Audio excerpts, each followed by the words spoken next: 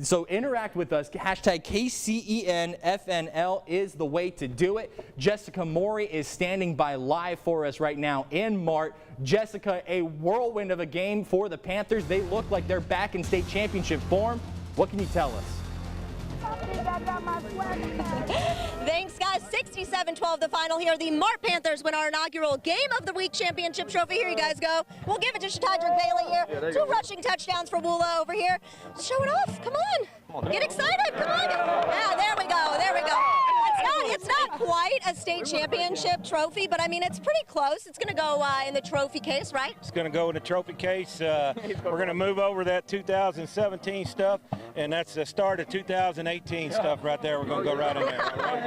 Starting the season off right here with a huge win over a rival, the Baskerville Bulldogs. What a win for the Mart Panthers. What kind of statement did you set tonight, Coach? We just got to play hard. We got to continue to do the things every day that get us to this point. And we had a slow start, and that's the beginning of the season, and we got a little jitters. And they're a dang good football team, and so I think we got a pretty good team right here behind us. And so we're glad that we come out here with victory, a big win, and hopefully send a message across the state of Texas.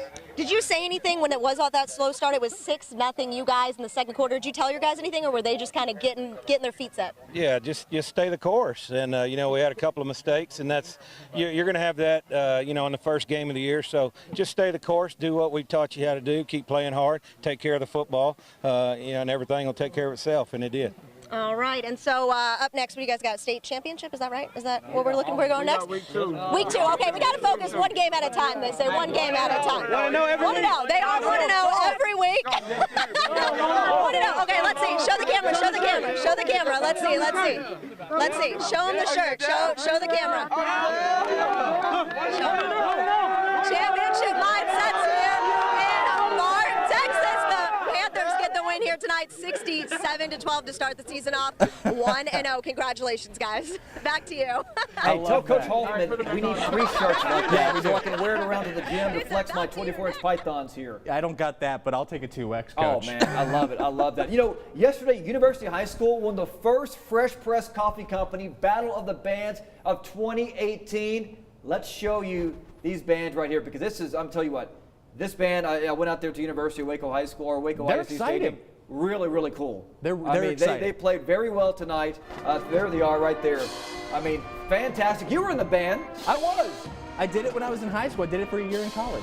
I mean, just tell us what it all takes to be in the band. I mean, they were sweating so bad out there. Those uniforms are thick, dude.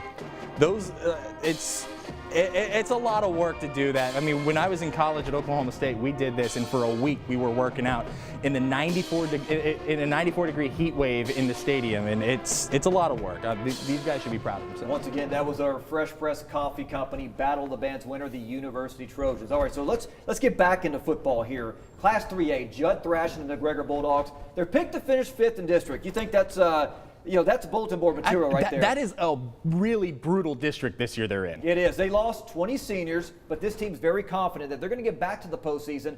Bulldogs taking on Marlin tonight. Junior Davion Blake's at quarterback, and this is how you do not want to start here. Back to pass. He's running around like Johnny Manziel, just throws it up in the air. He's actually wearing number 2. Oh, he is picked off by Tanner Letzma. So it was like Manziel. No luck from Marlin. Another pass by Blakes. This goes incomplete. A series of penalties by Marlin helping secure McGregor a spot at the 20-yard line. That's Cade Zacharias pushing the Dogs closer to the end zone. And finally, Zacharias secures the touchdown right there. And, late 4th quarter, it's been all McGregor, 31-0. How about the Groesbeck Goats? We heard from their coach earlier. They're opening the 2018 season against Rice. The Goats rolling early. First offensive drive. Amir Lee gets the handoff. He's a tough guy to take down. Breaks 1 tackle, 2 tackles, all kinds of tackles for a huge first down. That sets up this. Ty Hale going to the air. He hits Brandon Kennedy wide open, outstretched in the end zone.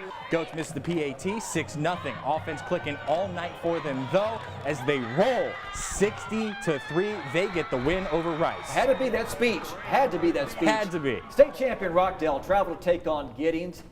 Gideon scored. Nice shot right there. Gideon scored early on, but throughout the first quarter, it was a slow start for both teams. Incomplete pass there, and just nothing going on. Making the first down. They're having for trouble do anything, but Rockdale started gaining some momentum late in the first quarter. Only, look at that right there. Well, that's a nice little passing catch.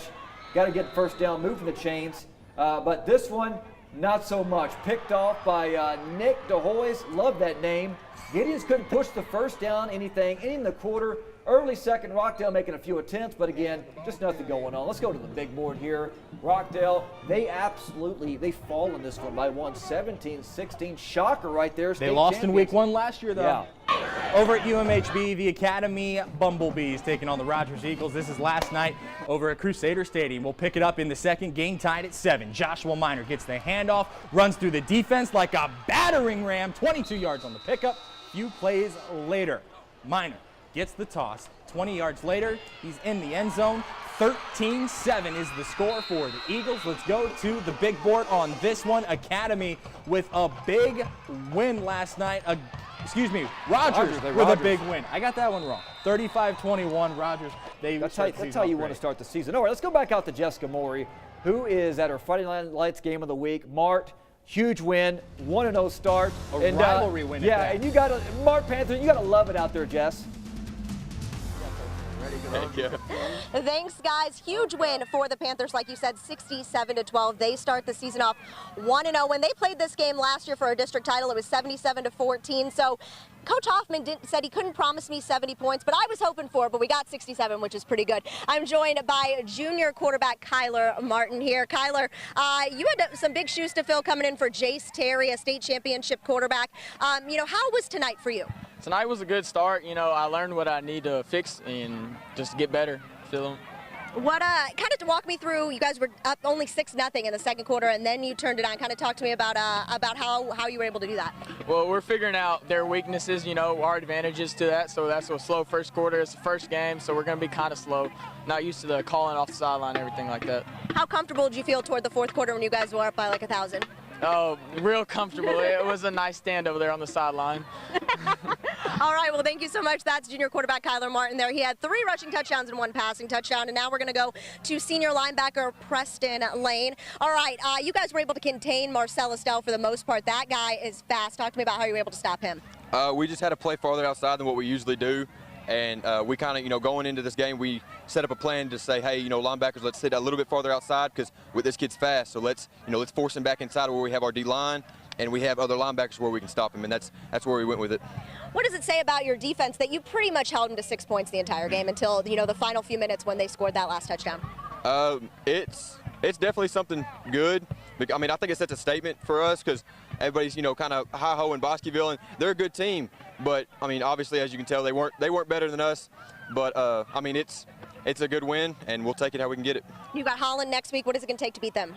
Honestly, I haven't seen film on Holland, but it's going to take just mentally strong, physically strong, and hopefully have everybody come back, healthy and going to play it just like we do every week. Want to know every week. Awesome. Well, congratulations on the win. Mark gets the win here at our Channel 6 Game of the Week. They got the trophy earlier. It wasn't a state championship trophy, but they were pretty excited to start the season off 1-0, and they've got a trophy of hopefully it's the first of many to come for the Panthers this season. 67-12, the final. What a game here tonight. When it was down 6-0, I thought, or when they were up 6-0, I thought, oh, this could be interesting, and then it just started going and going and going, and that's the Mart Panthers we know and love. So it was a good game for about the first quarter and a half, and then they just turned it on and never turned it off. So Mart's got Holland next week. They'll try to start the season 2-0. Reporting live from our Game of the Week here at Mart High School before they turn the lights off and kick us out of here. I'm going to send it back to you guys. All right. What did I tell you, Jess, in a text message? I told her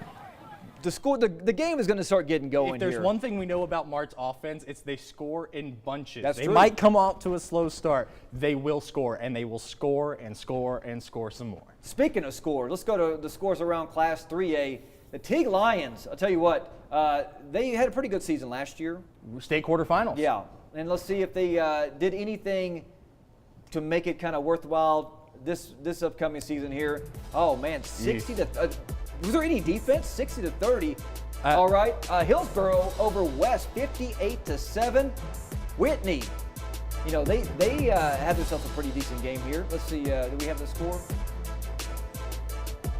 No, there it is, 27-6, Whitney over Gerald, and Clifton, big win over Valley Mills, 59-7.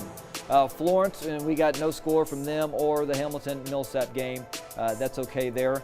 Over in Class A, some six-man action for you tonight. Abbott, no score in their game against Avalon in the fourth. Covington with a big 70-25 Mercy Rule win over Caperl.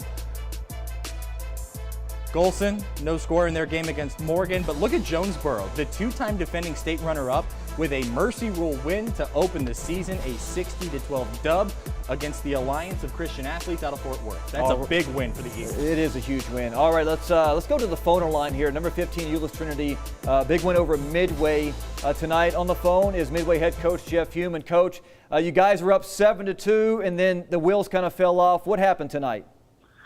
Well, hey, thanks for having me on. No doubt, Coach. It's the first game, obviously, and against a really good team. And you know, the bottom line is we had 6 turnovers. And we had 4 of them in the third quarter alone in the first 4 minutes of the third quarter. So, I mean, we couldn't beat our middle school if we did that. So, you know, if you're playing a team like Trinity and you turn it over 6 times, you don't really deserve to win the game. You know, you and I were talking when I went to go see you a couple days ago about how the measuring stick of this game, this will kind of tell, you know, where you need to be at and how good you need to be next week and before district play. So was this the type of measuring stick that your kids need, especially going into next week against Lake Ridge? Well, it's certainly I think, going to get their attention. And if it doesn't, they don't have a pulse. You know, but I mean, the score looks bad, and it was. But, you know, we put our defense in such a bad position in the third quarter. I think Trinity had the ball inside our 34 different times just because of turnovers. And you know, but there were some positives. I thought we moved the ball decently on offense, and our defense played really, really well the second half. I mean, the first half. And I mean, they only gave up 1 touchdown the first half. The other 2 points came on our punter taking a knee in the end zone accidentally. And so, you know, we went in at halftime thinking, hey, you know, this is a ball game. And then we just sort of, you know, got into a turnover game and didn't turn out to help us. Hey, Coach, it's Curtis. What did you see out of your guys tonight that you liked and that you guys can build on going into that final non-district game? Well, I thought we came into the game ready to go. I thought our kids were loose. I thought they were confident, and I think it showed in the first half. I thought we played, you know, about as well as we could play, and I thought our defense was playing well. And we got some turnovers ourselves. I think we ended up getting with 2 interceptions and you know, off of them. But you know, the thing that I saw is just, you know, there's a lot of room for improvement. There were some positives. I thought we ran the ball decently. We got to get a little bit better in our passing game with Nick and the receivers and their timing. But, you know, it's like I said, first game, and we just got to keep plugging away. Lake Ridge next week at the Cotton Bowl, the original Cotton Bowl. Talk about that experience, especially for the kids, because not many high school kids will play in a prestigious bowl like that.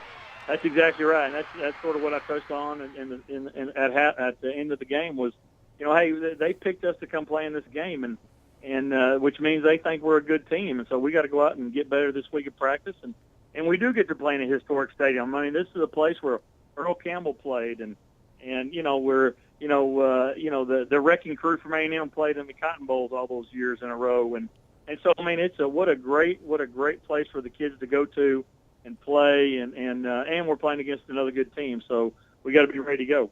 All right, Coach. Well, I appreciate you joining us here on the hotline, and best of luck next week. We'll definitely see you here this upcoming week. We'll see you in Dallas. Okay, Coach. guys. Hey, thanks for talking with me. No doubt about that. That's Jeff Hume, Midway head coach, and you know, tough start to the season, but I mean, their schedule is brutal. It is.